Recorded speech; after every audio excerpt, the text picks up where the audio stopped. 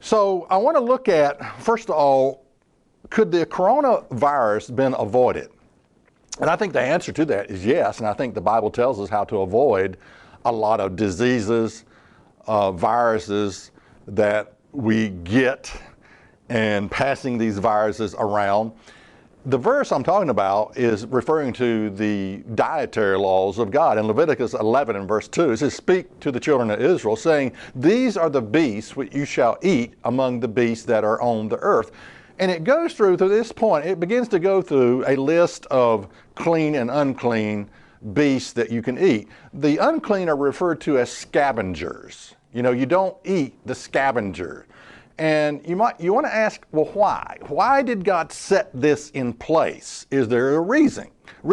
Is there something that we can avoid if we kept the dietary laws?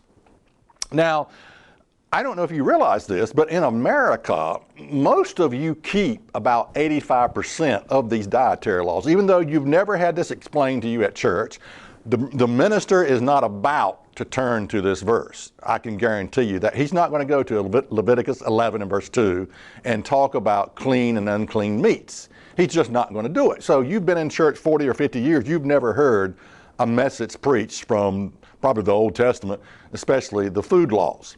So he's not going to go there.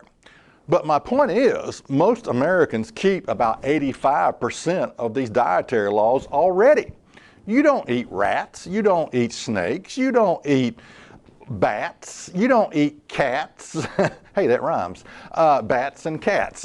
You don't eat dogs or anything like that. You don't eat horse meat, you know.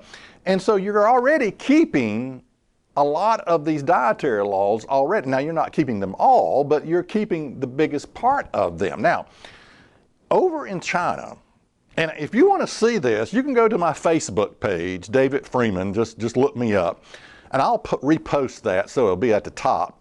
But it's a marketplace over there and it reveals the kind of diet that they are eating.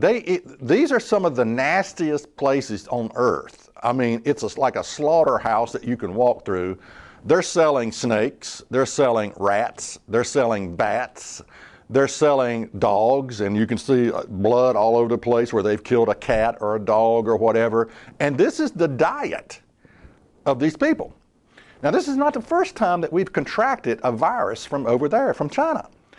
But I'm just saying, you are what you eat, and these unclean scavenger meat that people eat, obviously there's a cause and an effect to that. There are diseases that you can get. There are, I believe, viruses that you can get from eating these unclean beasts that God says don't eat them. And so we're dealing with this once again, you know, a contagious virus that is going around. So I personally believe that by keeping one law, yes, just one, okay, one of God's law, this whole thing could have been avoided. And a lot of sickness and a lot of diseases that we have could be avoided by keeping, get this, by keeping one of God's laws. And I'm talking about the dietary laws. It's amazing. And I tell you what else is amazing is that you don't hear about this in church.